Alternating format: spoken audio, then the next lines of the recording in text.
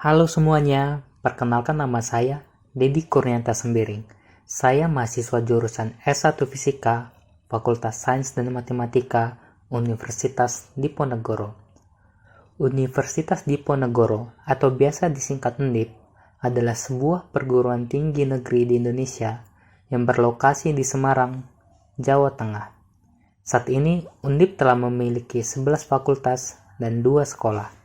Kali ini saya tergabung dalam kegiatan KKN Tim 1 UNDIP tahun 2021-2022. KKN merupakan sarana untuk menerapkan Tridharma perguruan tinggi. Mahasiswa yang terlibat diharapkan mendapatkan pengalaman dan ilmu baru lewat program KKN tersebut. Bagi perguruan tinggi, KKN dilakukan untuk melahirkan sarjana yang berkompeten di bidang studi yang mereka ambil. Perguruan tinggi selayaknya melahirkan para pemuda atau orang-orang terpelajar yang memiliki semangat tinggi, pemikiran yang kreatif, mandiri, inovatif, agar dapat membangun bangsa di berbagai sektor sesuai dengan kemampuan yang dimilikinya. Pada KKN kali ini, Universitas Diponegoro membawakan tema KKN yaitu Pemberdayaan Masyarakat menuju pasca pandemi COVID-19 berbasis SDGs. Setelah 2 tahun terakhir KKN dilakukan secara online, kali ini KKN dilakukan secara hybrid atau sebagian offline dan sebagian lagi online. Ini dikarenakan melihat kasus COVID-19 mengalami penurunan dan mulai terkendali. Pada KKN kali ini, mewajibkan mahasiswa melaksanakan 4 program dengan 1 program bertema COVID-19, 1 program bertema narkoba, dan 2 program bertema SDGs. Lokasi KKN saya ditempatkan di Kelurahan Kandri, Kecamatan Gunung Pati, Kota Semarang, Jawa Tengah, atau lebih tepatnya di RW 3 RT 4. Kelurahan Kandri merupakan kawasan desa wisata yang berbasis ekowisata. Hal ini tentu tidak luput dari potensi yang dimiliki wilayah tersebut, di antaranya sumber daya alam, yaitu luasnya lahan perkebunan dan pertanian, serta objek wisata alam Goa Kreo yang dikelola oleh Dinas Kebudayaan dan Pariwisata Kota Semarang, maupun objek wisata buatan yaitu Waduk Jatibarang. Potensi dari segi kultural budaya yang masih tradisional juga dianggap menjadi nilai tambah bagi Kelurahan Kandri. Berdasarkan data monografi Kelurahan Kandri 2019, Kelurahan Kandri memiliki jumlah kepala keluarga 1.320 dengan jumlah penduduk 4.815 jiwa. Jumlah tersebut tersebar dalam 26 RT di 4 RW. Dalam segi pendidikan, Kelurahan Kandri memiliki 2 sekolah dasar yang terletak di RW 1 dan RW 3. Program kerja yang saya lakukan yang pertama adalah program kerja bertema COVID-19. Jawa Tengah merupakan salah satu provinsi dengan persebaran corona terbesar di Indonesia setelah Jakarta dan Jawa Barat. Kelurahan Kandri merupakan daerah yang saat ini cenderung aman dari COVID-19. Namun walaupun begitu, tidak boleh meregangkan prokes karena dengan adanya variasi baru COVID-19 yang bermunculan, salah satunya adalah Omicron. Di RW 3 Kelurahan Kandri masih banyak masyarakat yang belum menerapkan protokol kesehatan dengan disiplin, walaupun varian Omicron sudah masuk ke Indonesia. Salah satu prokes yang kurang diperhatikan adalah mencuci tangan pakai sabun. Dalam program kerja ini, saya melakukan edukasi pentingnya cuci tangan pakai sabun kepada siswa SD Negeri Kandri 02. Sosialisasi yang saya lakukan dibantu dengan media poster, agar siswa dapat melihat dan membaca langsung. Tak lupa setelah edukasi, saya membagikan sabun cuci tangan agar siswa menjadi lebih sering dan disiplin dalam mencuci tangan pakai sabun. Program kedua yang saya lakukan adalah bertema narkoba, yang berjudul Edukasi Pengertian dan Jenis-Jenis Narkoba.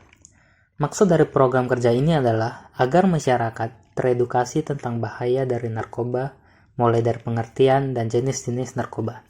Tujuan dari sosialisasi dan edukasi bahaya narkoba ini adalah menambah wawasan dan pengetahuan terbentuknya karakter anti narkoba, perubahan kesadaran diri.